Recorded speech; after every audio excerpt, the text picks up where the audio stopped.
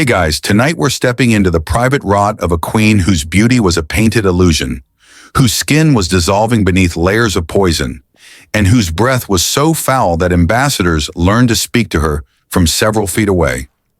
If you think you've heard disturbing Tudor stories before, you haven't heard what lies inside this one. Her name was Elizabeth, the woman the world remembers as the Virgin Queen. But if you dare walk with me into her chambers, you'll find a reality no portrait ever confessed: a queen whose face was slowly decaying under lead paint, whose wigs crawled with hidden filth, whose teeth blackened until her mouth became a kingdom of rot. Picture this: you're standing in a narrow Tudor hallway, the air stale, the candles flickering like they're trying to run away.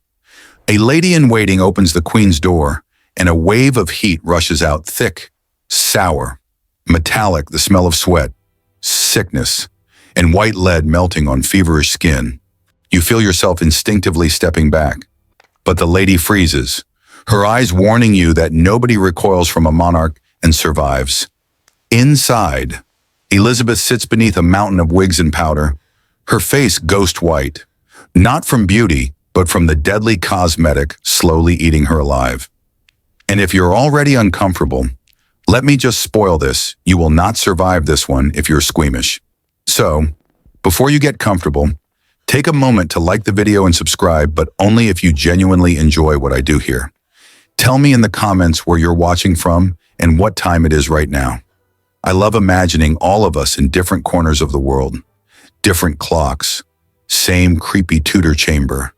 Now, dim the lights, maybe turn on a fan for that soft background hum, and let's ease into tonight's journey together.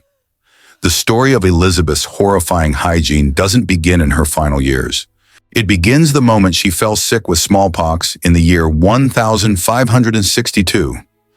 The illness left her skin scarred, her confidence shattered, and her vanity sharpened into a weapon she would turn against herself. To hide the scars, she began applying Venetian ceruse, a gleaming white cosmetic made of pure lead. At first, it smoothed her skin, brightened her face, and restored her image as the untouchable monarch of Europe. But slowly, quietly, poison seeped into her pores. Her skin cracked beneath the mask.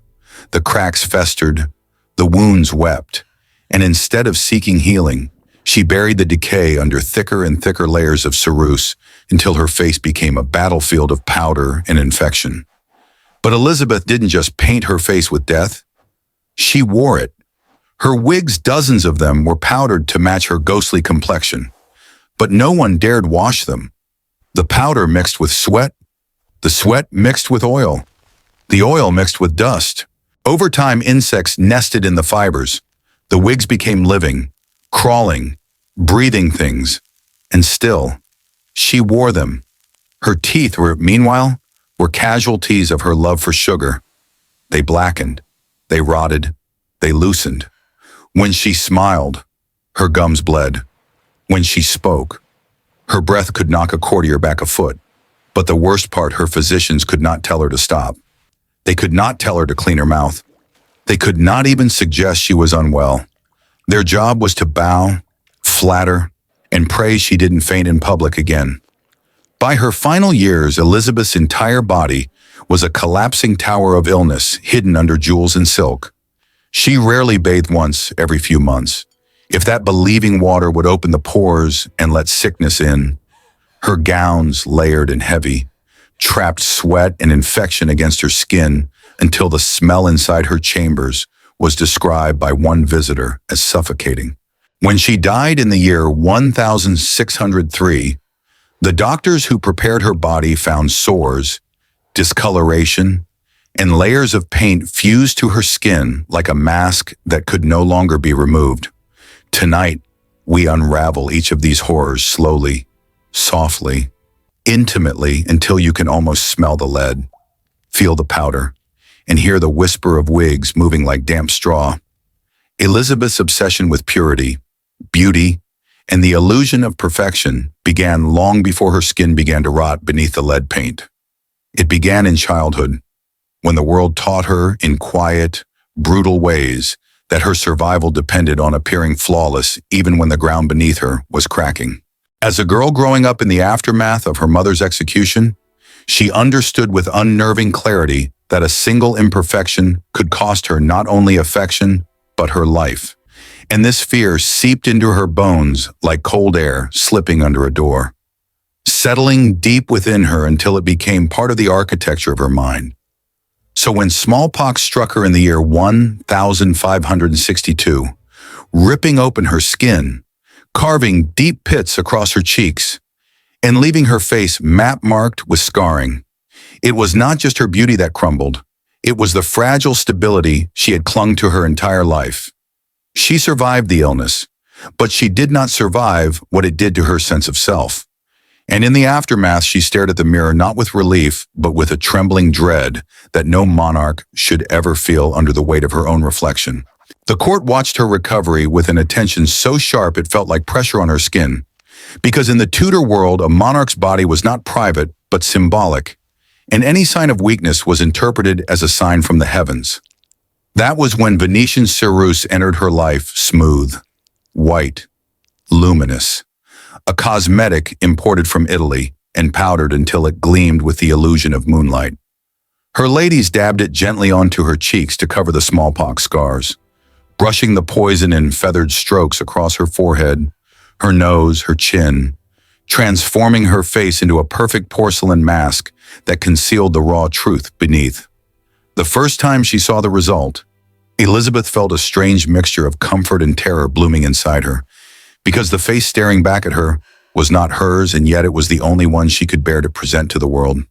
The mask calmed the panic, soothed the insecurity, muffled the fear, but masks, once worn too long, begin to reshape the face beneath them. As days became months and months became years, the lead seeped into her pores, tightening her skin until it cracked, then burning the cracks until they festered. The poison numbed her cheeks at first, giving her the stiff, majestic expression many mistook for royal composure.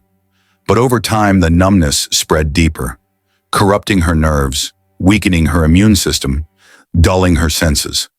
Her ladies noticed the subtle changes before she did the thin red lines forming under the powder, the small blisters developing around her temples, the way her skin peeled at the edges, no matter how much ceruse they applied to bind it together. Yet none of them dared speak the truth, because to suggest imperfection was to suggest decline, and decline in a queen invited danger from every direction. So they remained silent, brushing layer after layer of white lead across her deteriorating flesh, until beauty became a performance she could not stop, even when it was killing her. Her physicians, trapped by fear and loyalty, faced an even greater horror. They knew the cosmetic was toxic. They knew her body was weakening. They knew her headaches, her trembling hands.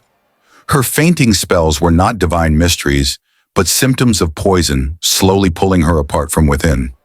But they also knew that Elizabeth trusted no one who threatened her image, and any man who suggested she abandon the paint risked losing not only his position, but his head. So they offered gentle remedies, herbal rinses, calming syrups, prayers whispered over water while avoiding the one truth that could have saved her.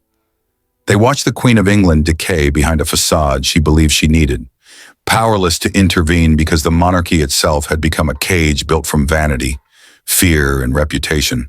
The court was complicit too, because no matter how sick she became, no courtier dared be the first to look away when she entered a room.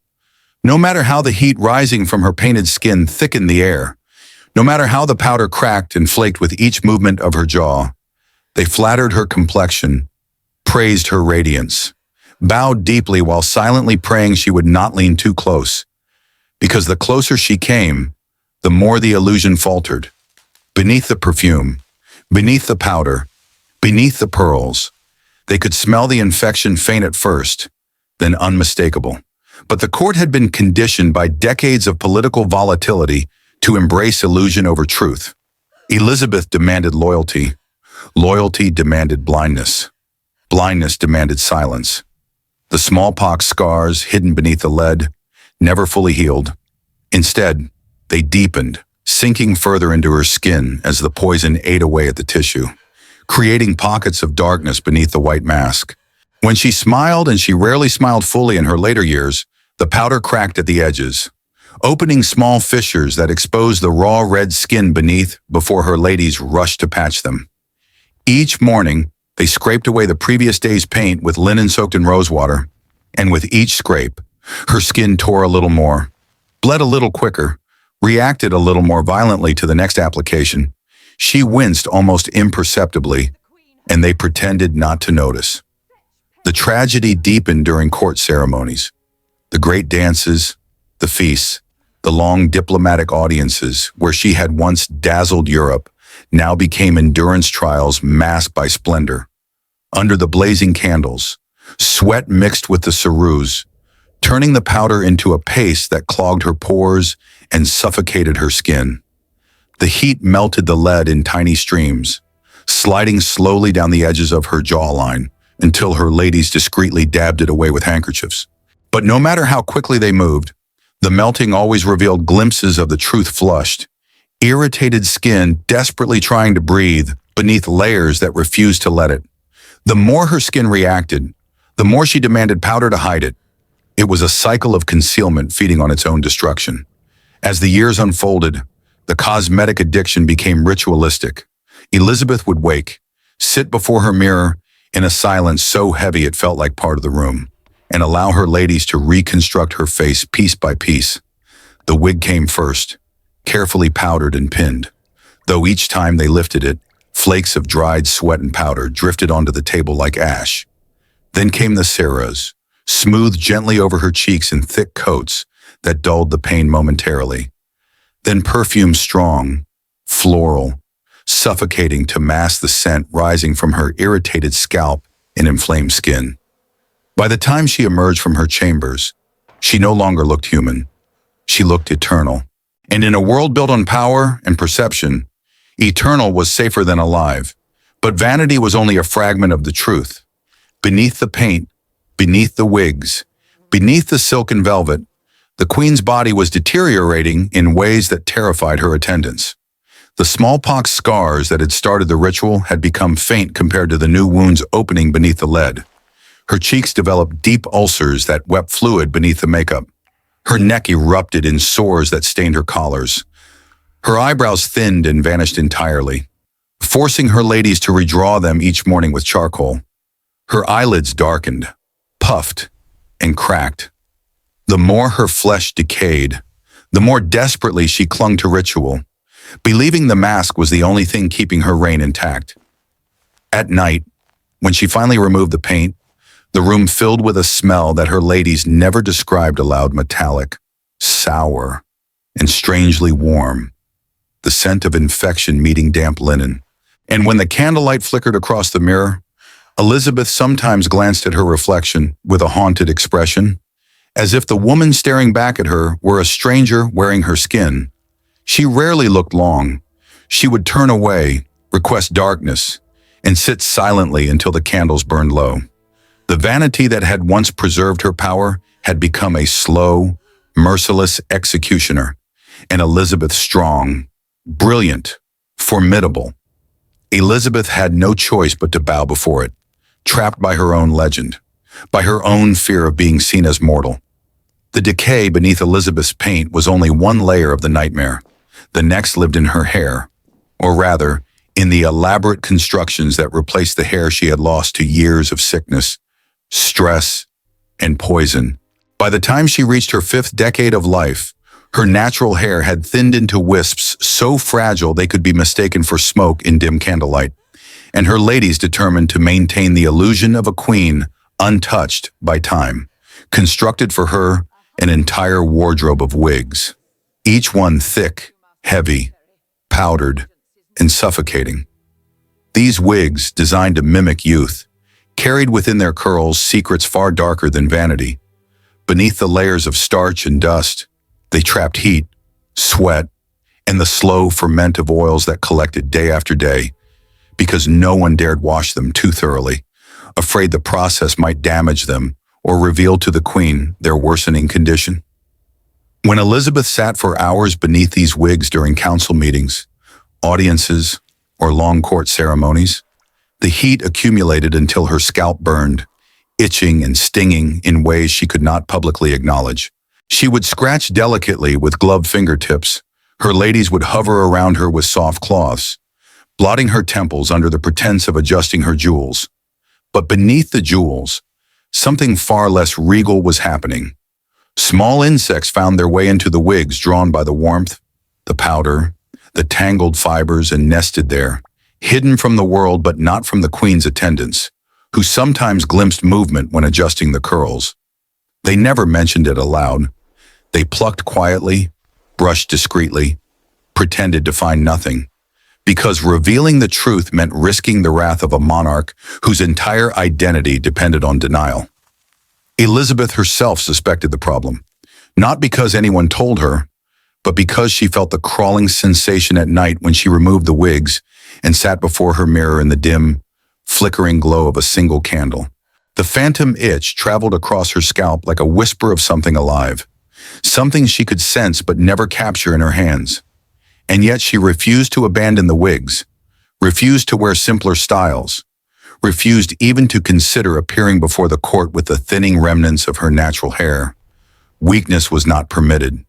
Age was not permitted. Reality itself was not permitted. So she endured the crawling, the discomfort, the heat, the slow suffocation of her own skin beneath elaborate displays of power. But the wigs were only the beginning. Underneath her gown's heavy, layered structures of silk, linen, and velvet, Elizabeth's body fought an entirely different battle. She wore multiple petticoats, stiffened bodices, and collars that reached high enough to graze her jaw, and all of these layers trapped the heat rising from her skin, soaking her linens with sweat that rarely had the chance to dry. She believed bathing was dangerous, that water opened the pores to illness, so she relied on perfumes, powders, and herbs to mask the smell that accumulated beneath the fabric. Her ladies sprinkled lavender and rose petals into the folds of her clothing, hoping the fragrance would suppress what lived beneath. But fragrance cannot keep decay at bay. Over time, the stiffness of her gowns hardened with dried sweat, and the fabric nearest her skin developed the kind of odor that clung to the air long after she left a room. One ambassador described approaching her during a negotiation and feeling a wave of warmth and scent, thick, sweet, almost metallic, rising from her as though she were surrounded by an invisible cloud. He recorded the moment in a private letter, noting that it required great effort not to recoil, but of course he bowed politely, because the queen's dignity demanded it, even as her body betrayed her beneath the layers of ritual. Yet, despite all this, Elizabeth refused to change. She refused to bathe more often. She refused to simplify her appearance.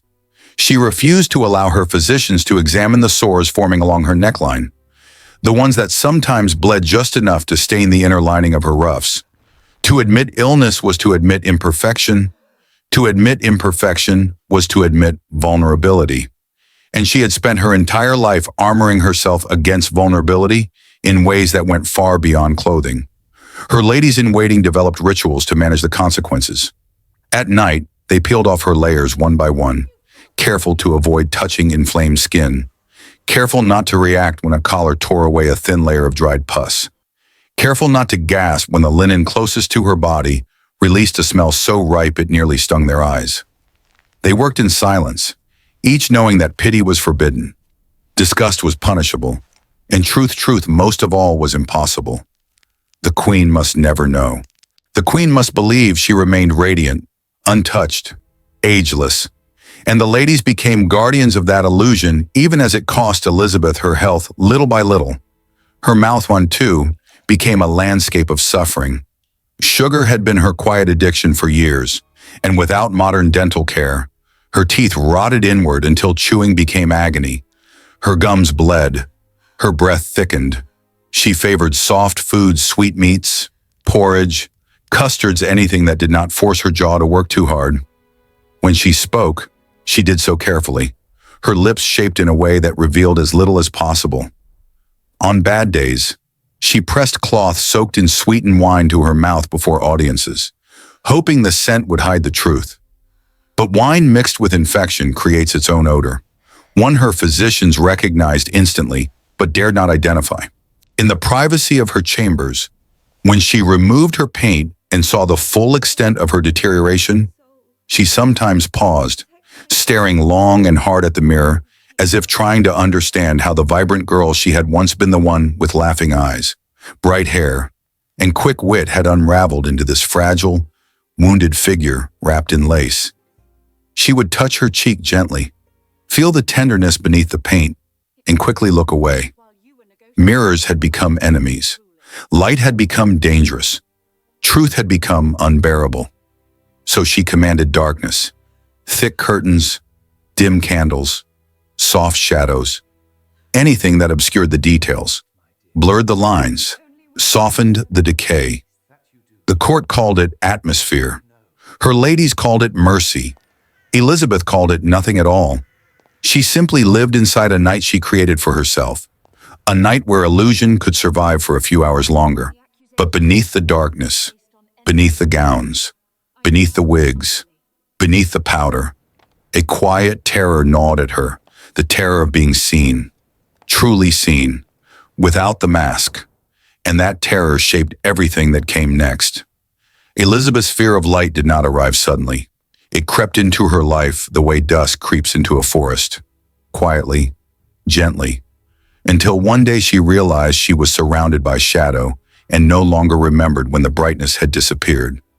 After years of watching her reflection betray her, she began to feel a tightening in her chest whenever sunlight touched her face, as though illumination itself were a threat prepared to expose the fragile scaffolding of beauty she had built from paint and powder.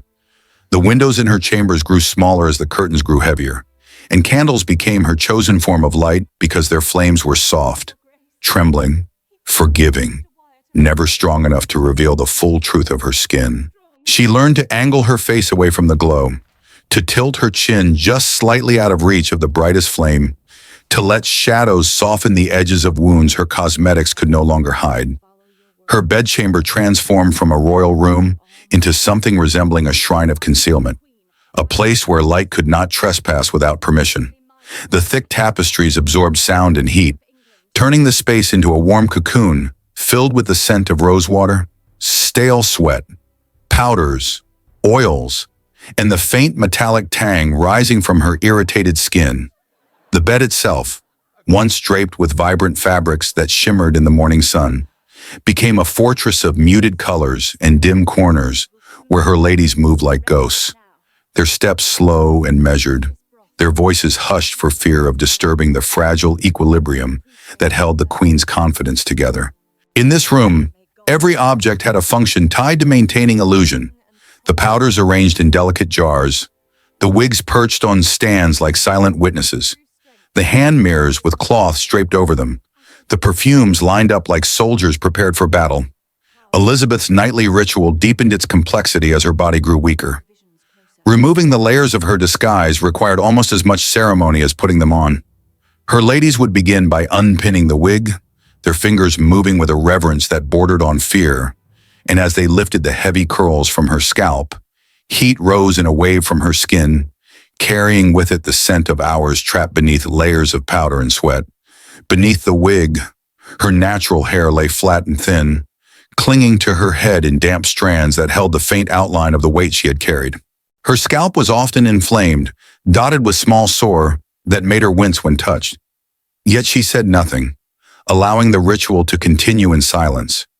Next came the paint removal, which had become the most painful part of her evenings. The ceruse, once applied fresh each morning, clung stubbornly to her skin by night, and her ladies soaked soft cloths in warm water and rose oil before pressing them gently against her cheeks.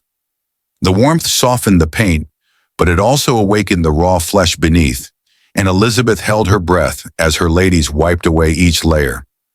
Sometimes the cloth came away tinged with pink or red, signs of tiny tears in her skin, but no one acknowledged them aloud. When the final traces of paint were gone, her face bare, vulnerable, streaked with irritation, looked nothing like the portraits commissioned to preserve her legend.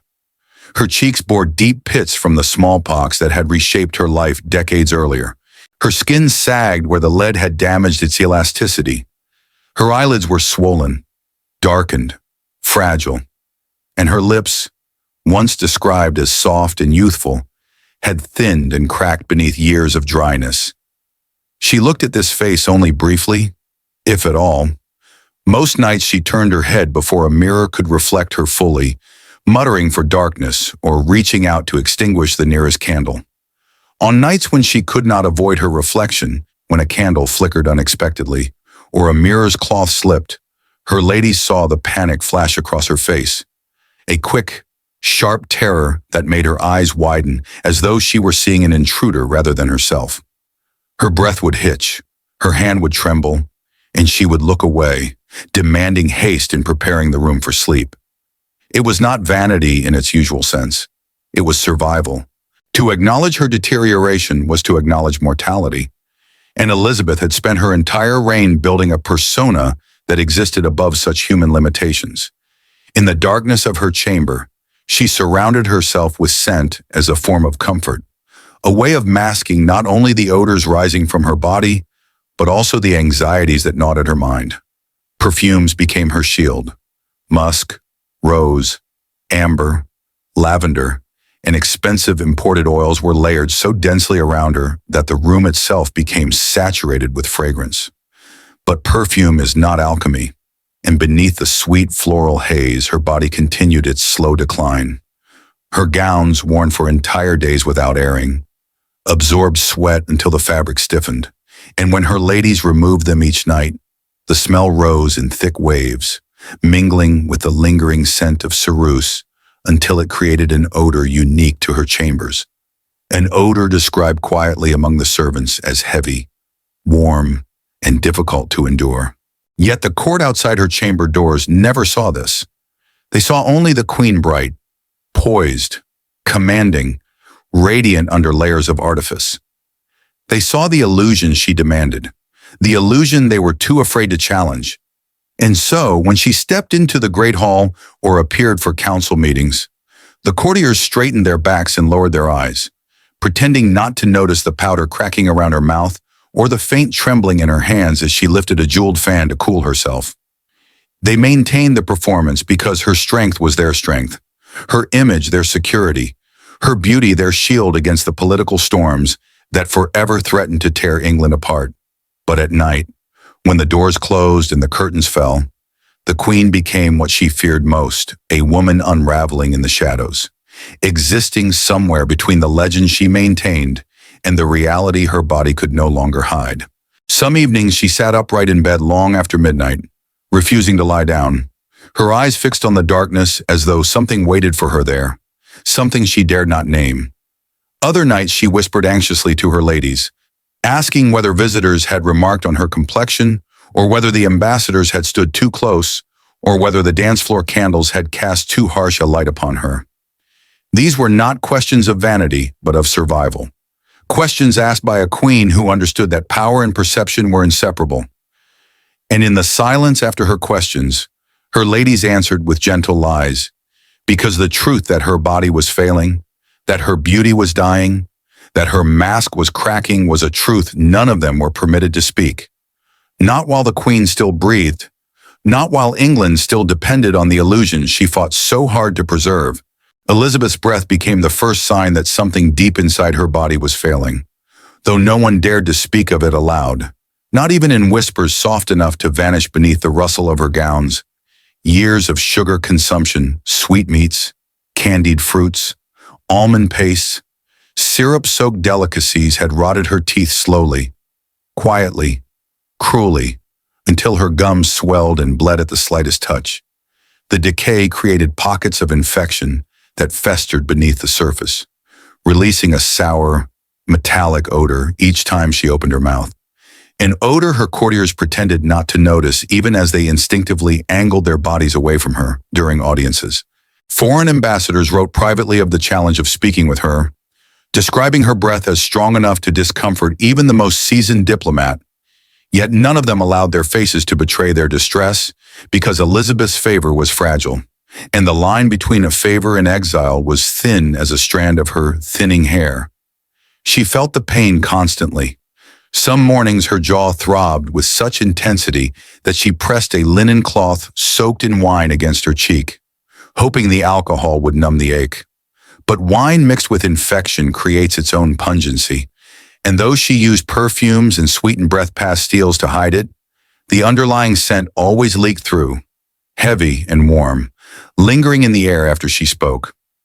Her ladies learned to stay slightly behind her shoulder rather than directly before her, moving with the careful choreography of women determined to preserve the Queen's dignity at all costs. Elizabeth noticed sometimes a quick flicker of awareness in her eyes, but she never confronted them. To acknowledge their discomfort would mean acknowledging the truth of her own decline. Her clothing became an equally silent accomplice to her suffering.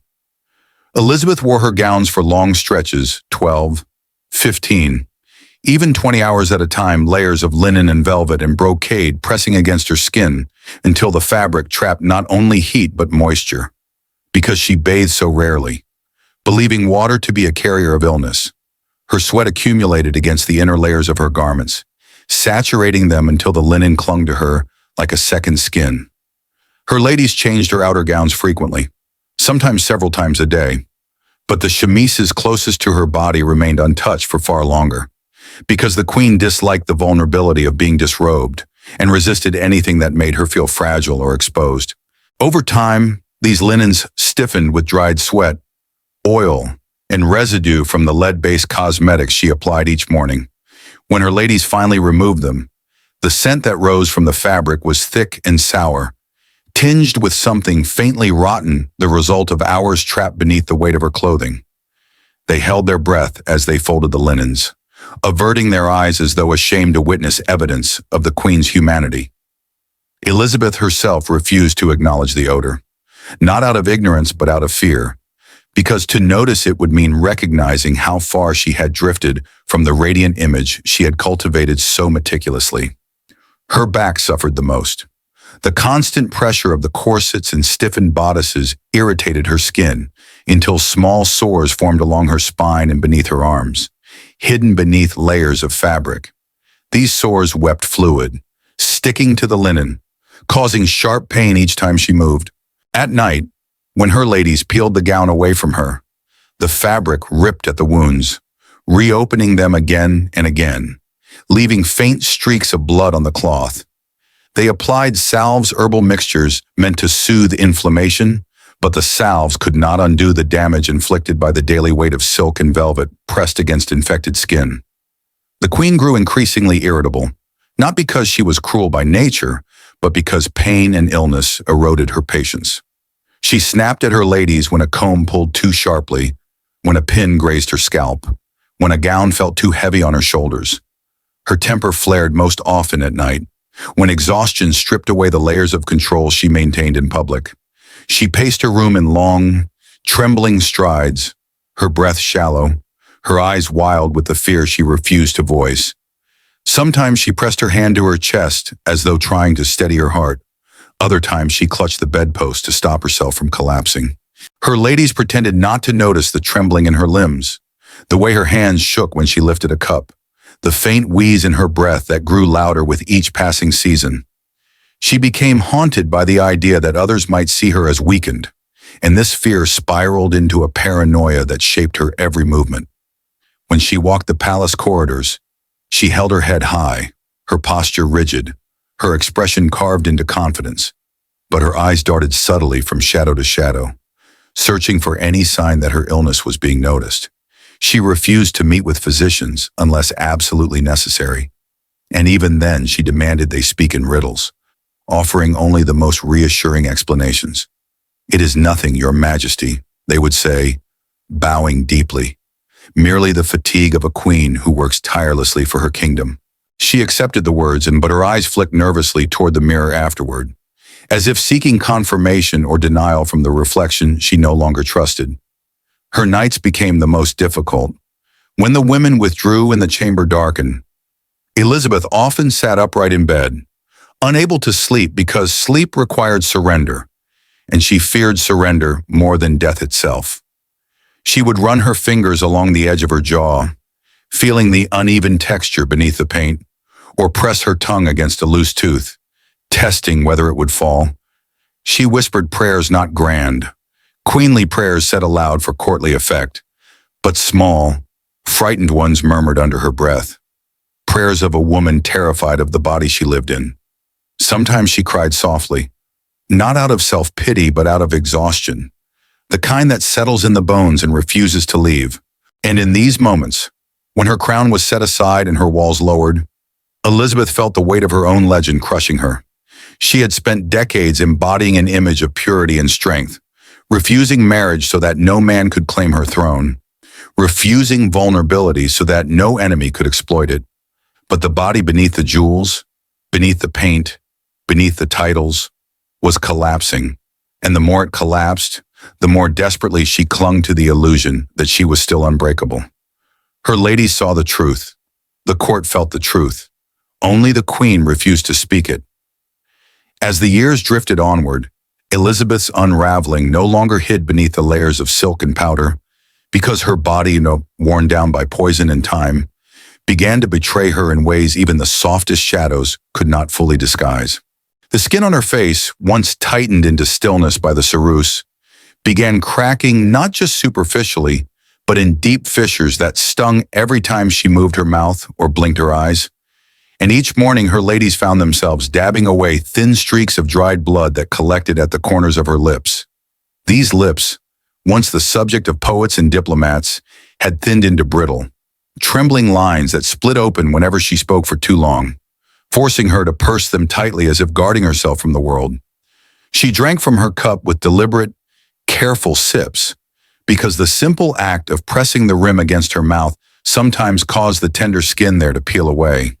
Her teeth loosened further, some shifting so noticeably that she avoided biting down altogether, preferring to swallow soft food that soothed her tongue but did nothing to strengthen her body.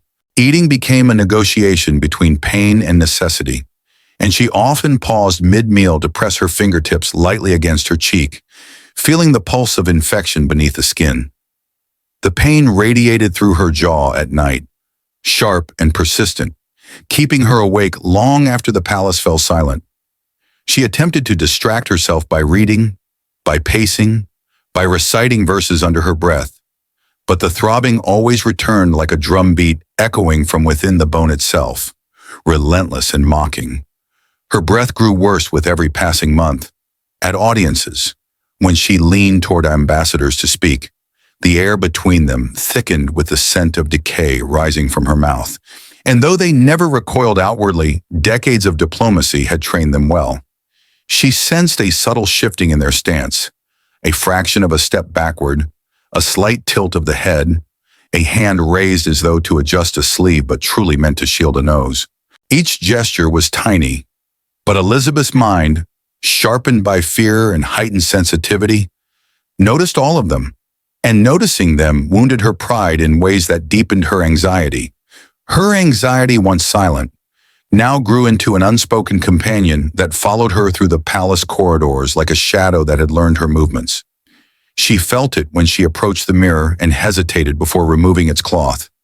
She felt it when she sat among her counselors and wondered whether they detected the scent beneath her perfume. She felt it in the pause of a servant's breath, in the slight hesitation of a lady-in-waiting's hand, in the way her own heartbeat thudded unnaturally loud in her chest whenever someone looked at her for a moment too long. Her nights became battlegrounds where she fought against the thoughts gathering in corners of her mind, thoughts whispering that she was no longer the woman she presented to the world, thoughts insisting that those closest to her were silently judging her decay. And yet she clung to routine with desperate strength, because routine kept her from confronting the truth. Each morning she allowed the wigs to be placed upon her head, even though they made her scalp burn. Each afternoon she applied fresh powder, even though it deepened the sores beneath. Each night she ordered her ladies to dim the candles until the room was nearly dark, because the darkness gave her the illusion of control. But illusions cannot heal, and her body continued to decline beneath the weight of her refusal. Her back, once held straight by regal pride, began to stoop ever so slightly as the infected sores beneath her clothing multiplied. The stiffness of her corsets pressed against the raw skin until the wounds became angry red patches that wept fluid in streaks running downward along the curvature of her spine. Her ladies applied ointments of honey, lavender, and herbs to soothe the inflammation, But ointments could not undo the damage caused by hours of confinement within rigid fabrics. When she sat during council meetings, she shifted subtly every few minutes, hiding the discomfort behind small adjustments of her gown. Each movement deliberate, controlled, meant to maintain the appearance of composure she had perfected decades earlier. The loneliness became sharper too, like a quiet thorn pressing into her chest, relentless and cold. She had surrounded herself her entire life with advisors, attendants, courtiers, and yet she remained fundamentally alone. Not because people abandoned her, but because the persona she constructed allowed no one to see her fully.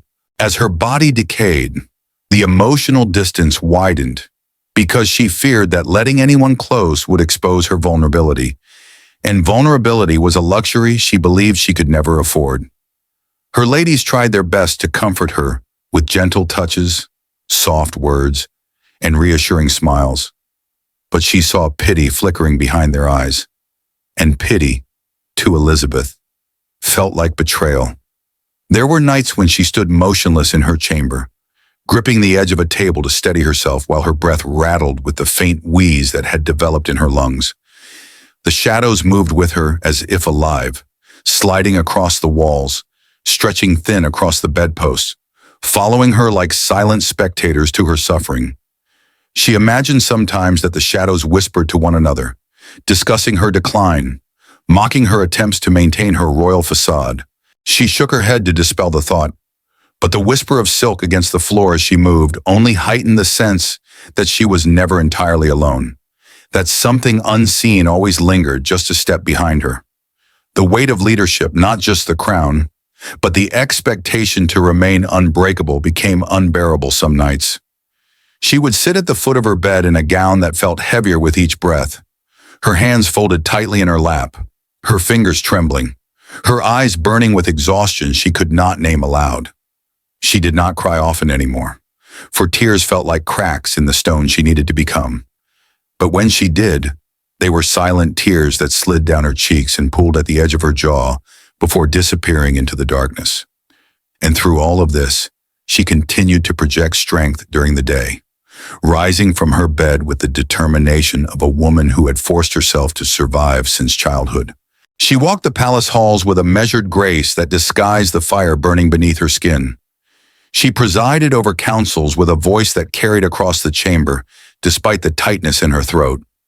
She upheld the image of the Virgin Queen even as the woman beneath the image crumbled piece by piece. Yet the more she fought to maintain the facade, the more her mind frayed at the edges, because every act of concealment fed her terror that one day, someone would see through it, and the entire illusion of her power would collapse like a mirror, shattering under its own reflection. By the time Elizabeth entered the final stretch of her reign, the deterioration of her face had become something no paint, no perfume, no dimly lit chamber could fully disguise, because the small fissures that once ran across her cheeks like hairline cracks in porcelain had deepened into wounds that refused to close. Little openings in the skin where infection lingered like a shadow refusing to be driven out. Each morning when her ladies approached her with bowls of warm water and cloths perfumed with rose oil, they found themselves pressing those cloths not to smooth the skin, but to loosen the dried mixture of blood, pus, and ceruse that had hardened overnight into thin crusts, clinging stubbornly to her flesh. And as they wiped, the cloth sometimes pulled away tiny flakes of her own skin, revealing rawness beneath it that stung even in the gentlest touch. Elizabeth endured the process without complaint, because complaining would be an admission of frailty, and frailty was a luxury she had denied herself for decades. Her eyelids grew so inflamed that blinking became painful, and the corners of her eyes remained streaked with redness that no powder could hide, because every application of ceruse irritated the tender skin further, deepening the swelling until her eyes seemed almost sunken within the frame of her face. The hair that had once curled around her temples and across her shoulders had long since fallen away, leaving only patches of brittle strands that clung to her scalp like remnants of a past life. Beneath the wigs, her skin had become fragile, thin as parchment, almost translucent in places, and streaked with discoloration caused by years of poison seeping into her bloodstream. When her ladies removed the wigs each night, they sometimes saw strands of her actual hair caught in the underside of the curls, torn away by the weight and friction, and though they exchanged fearful glances with one another, none dared speak the truth aloud.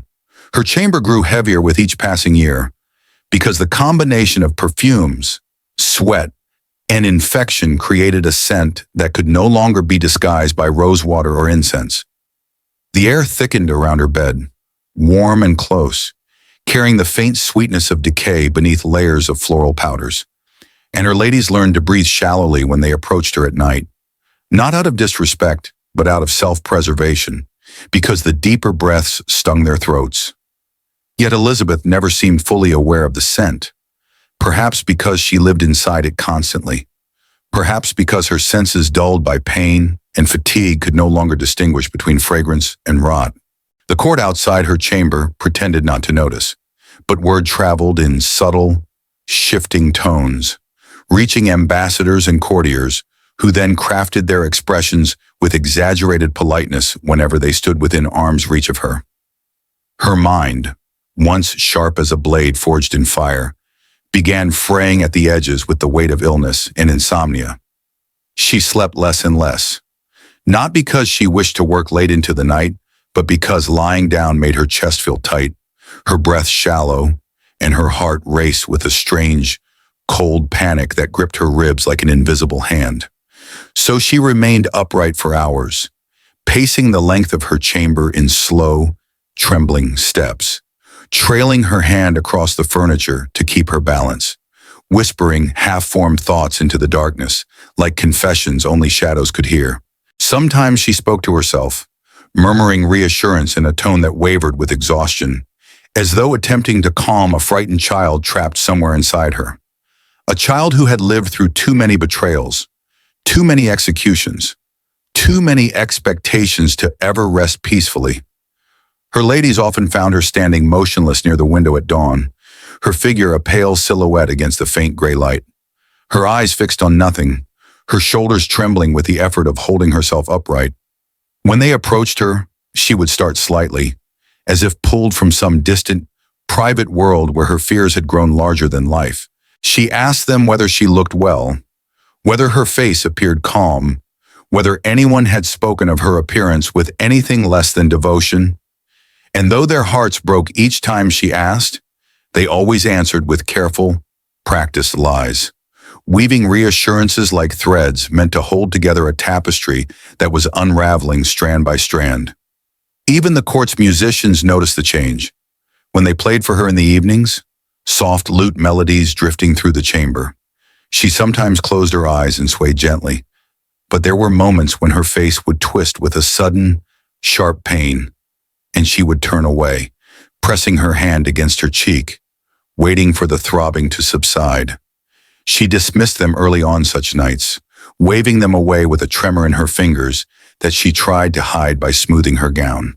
The musicians bowed deeply, pretending not to see the flicker of agony in her expression, because the illusion of the Queen's eternal strength had become a ritual they all performed together.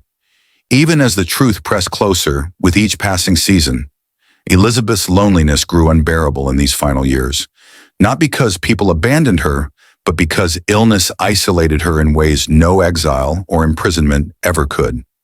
The more her body decayed, the more she retreated behind walls of ceremony and silence, afraid that anyone who saw her without her mask would see not a queen, but a frail woman whose body had begun to betray the myth she had spent a lifetime embodying. She stopped meeting ambassadors in private, insisted on more distance during audiences, and began appearing less frequently at court festivities. Her absence created whispers that echoed through hallways, whispers that suggested the Queen was fading, whispers that crawled like insects into the ears of those who feared instability more than they valued loyalty. But the worst of her nights were the ones when she felt her face tightening beneath the layers of powder, as though the mask she had created were slowly becoming her prison. She sometimes pressed her palms against her cheeks as if trying to hold herself together, feeling the fragile skin tremble beneath her touch. Her pulse quickened, her breath grew shallow, and she would grip the edge of her bedpost, fighting the sensation that she was dissolving inside her own body. Her ladies rushed to her, but she waved them back, unwilling to be seen in a moment of weakness, unwilling to let them witness the fear that had rooted itself deep within her. In the dimness of her final winters, Elizabeth began to speak of her mother, Anne Boleyn, more than she once had, murmuring her name as if reaching for a ghost who had always remained out of reach, a ghost whose own tragic death had shaped Elizabeth's entire existence. She wondered aloud whether her mother would recognize her now, whether she would pity her, whether she would still see strength in a daughter who had built her life from ashes. Her ladies listened quietly, unsure whether the Queen was speaking to memory, to pain, or to someone none of them could see. And through it all, the decay continued slow, unstoppable, merciless, gnawing at the legend from within, while the court maintained its choreographed devotion, terrified of the truth, terrified of the future, terrified of what would happen when the great illusion finally cracked and the kingdom saw the woman beneath the crown. As Elizabeth entered the last stretch of her life, her body no longer failed her in gradual, manageable ways but collapsed all at once, like a great structure whose beams had been rotting silently for years until the smallest tremor sent the entire frame buckling inward. The sores on her face and neck, once discreet enough to conceal beneath powder and shadow, had become open wounds that never fully closed, weeping through the layers of ceruse the moment it touched her skin, so that each morning her ladies found themselves wiping away not just the previous day's paint, but faint streaks of blood that had seeped beneath the surface during the night. Her cheeks were no longer the soft plains that portraits immortalized, but rough, mottled terrain where flesh gave way to infection. And even though her ladies tried to reassure her that the room was dim and no one would notice, Elizabeth sensed the truth in the heaviness of their breathing, the careful way they avoided looking directly at her when the paint was not yet applied. Her strength, once legendary even in old age, deserted her so swiftly that the court struggled to hide their fear. The Queen, who had danced for hours, who had ridden through storms, who had faced down foreign ambassadors with the fire of a sovereign unconquered, now found herself gripping the arms of her chair just to rise, her legs trembling beneath the weight of her own body. Each step became a negotiation between her will and her failing limbs. And even when she managed to stand, her back bent with a stiffness that sent ripples of pain down her spine, forcing her to pause mid-breath as though her ribs themselves resisted movement. Her attendants began walking half a step behind her, not out of protocol, but because they feared she might collapse without warning. But it was the nights that revealed the depth of her unraveling. The nights when Elizabeth refused to sleep no matter how exhausted she became. Sleep required lying down. Sleep required surrender.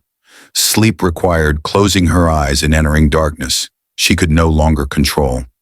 She had once ruled darkness, using it to sculpt her image, to soften truth, to shield her from the world's gaze.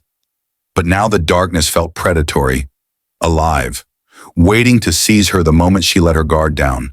Her ladies begged her to rest, but Elizabeth shook her head with a sharp, panicked motion, as though sleep were a threat rather than a comfort. She paced instead, hour after hour, her bare feet whispering across the cold floor, her gown trailing behind her like a shroud. Her chair became a throne of suffering.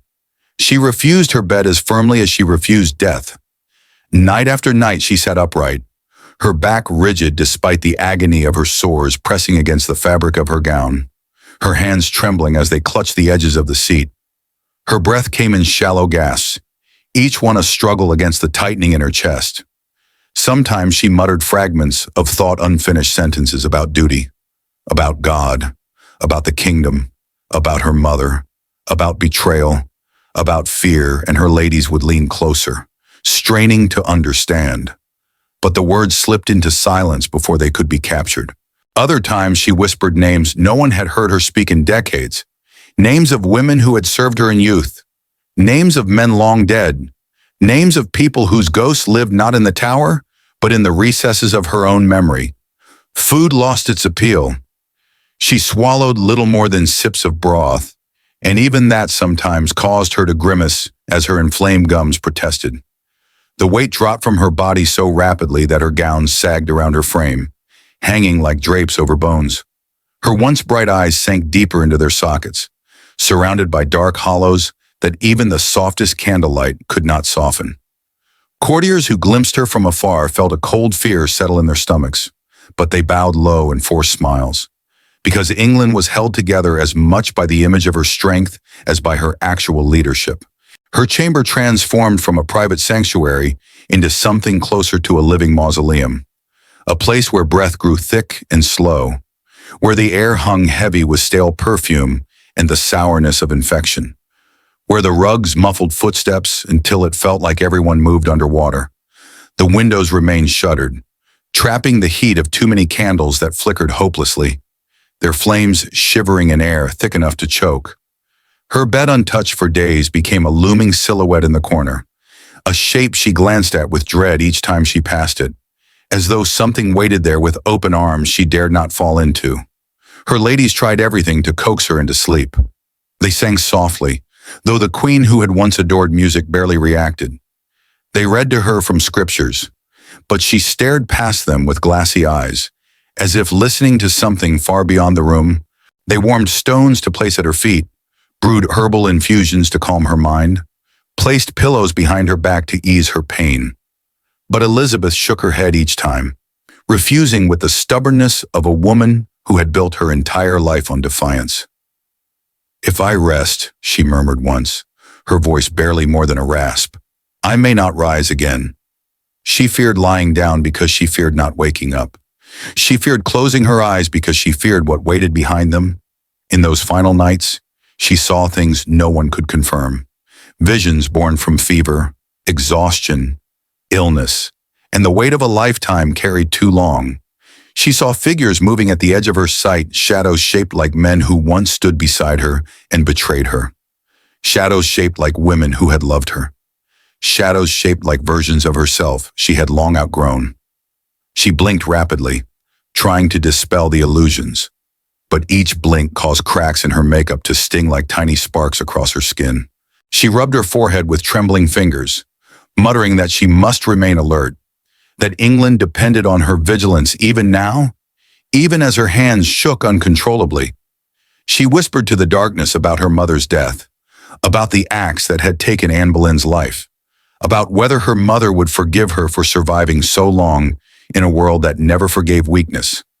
She whispered about betrayal, about trust, about loneliness so deep it seemed to live beneath her ribs. She whispered about her sister Mary, about her father Henry VIII, about the crown she had worn as if it were a shield forged from iron, even though it had cut her more deeply than any knife ever could. One evening, her ladies found her standing in the center of the room, her arms dangling at her sides, her eyes unfocused, her lips parted slightly as though she had been caught mid-sentence. When they touched her elbow gently, she nearly collapsed, her legs buckling beneath her, and they rushed to support her on both sides.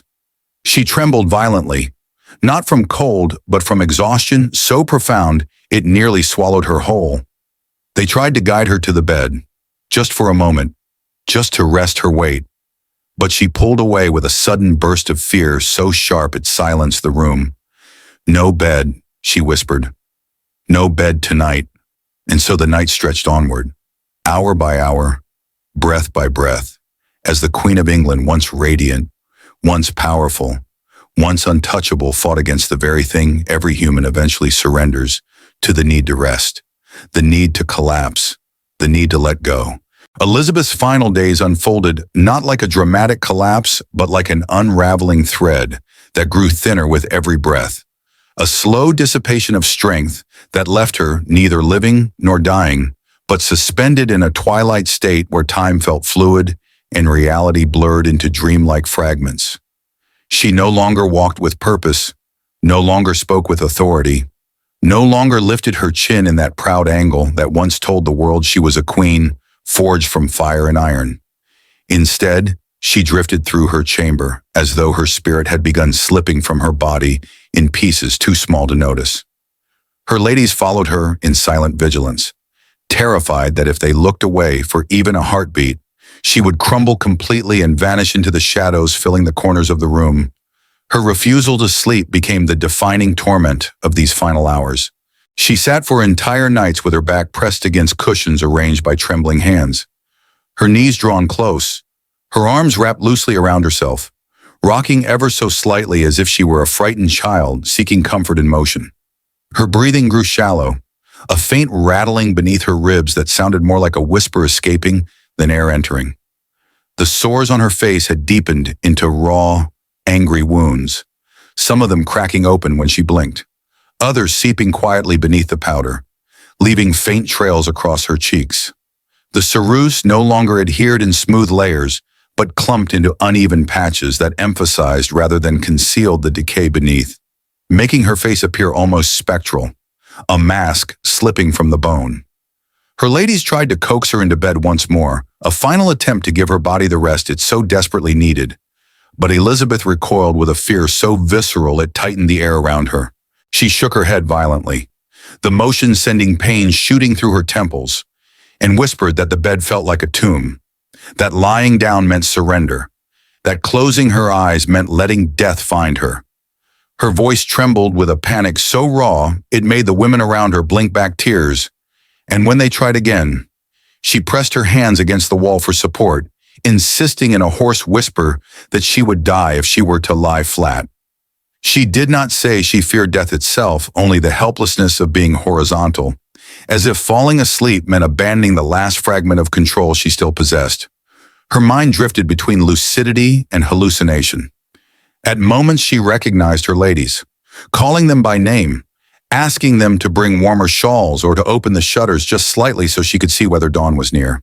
Then, and without warning, she would slip into murmuring half-remembered prayers or reaching towards shadows, as though trying to touch someone who was not there. She whispered to her mother again, murmuring Anne with a softness no one had ever heard from her lips, as though she were speaking to the ghost of a woman she had never known yet carried her entire life. She muttered to her father, Henry VIII, asking whether he had ever been afraid, whether he had ever trembled, whether he had felt the weight of the crown pressing upon his chest the way she felt it now. The palace became a place of whispers. Courtiers gathered in distant halls, speaking in hushed tones about whether the queen had spoken, whether she had stood, whether she had eaten, whether her mind remained intact. Some claimed she had dismissed her bishops. Others insisted she had cursed the darkness. Others swore she had seen omens in the flickering candles. But none of them dared approach her chamber, because the stench that seeped beneath the door, heavy with sweat, infection, and the metallic tang of failing flesh, warned them that the queen inside was no longer the radiant figure from their carefully crafted legends, but a fading shadow clinging to the last threads of consciousness. Her breath grew harsher with each passing hour. It rasped in her throat, catching irregularly, forcing her to fight for each inhale, as though the air itself resisted being drawn into her weakening lungs. Her hands trembled constantly now, thin fingers twitching with a combination of fever and exhaustion. Her lips cracked open further, bleeding each time she wet them with her tongue. Her nose flared with the effort of pulling air through passages inflamed by years of powders and perfumes. Her entire body shivered in waves, sometimes from cold, sometimes from fever, sometimes from sheer fear. And still, she would not lie down. She remained upright by willpower alone, leaning against cushions that sagged under the weight of her frail form. Her head drooped to one side, her chin sinking toward her chest, and her eyelids lowered and fluttered. But whenever her ladies gently tried to guide her into a reclining position, she would jerk awake with sudden terror, clutching at the air as though she were falling. "Not yet," she whispered again and again, her voice so faint it barely stirred the air. Not yet. Not yet. By the time her strength finally gave out, she was a pale silhouette slumped against the pillows, her body curling inward as though trying to protect itself from the inevitable. She could no longer speak in full sentences. Her lips moved soundlessly, forming shapes her ladies could not decipher. One moment she seemed to drift into a dreamlike haze. The next she gasped sharply as if waking from a nightmare. Her eyes, once brilliant and sharp enough to command nations, had dulled into a milky, unfocused glaze that tracked movement without truly seeing it.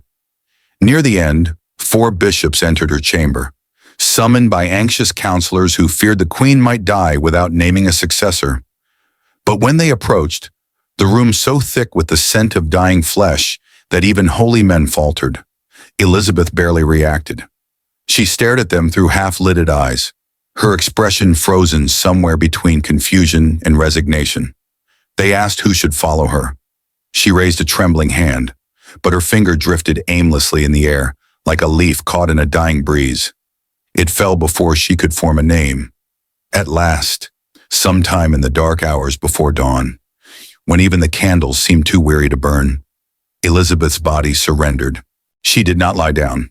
She simply sagged sideways, her head resting against the cushions, her eyes still half open, her breath rattling in one final, uneven exhale that echoed softly through the suffocating room.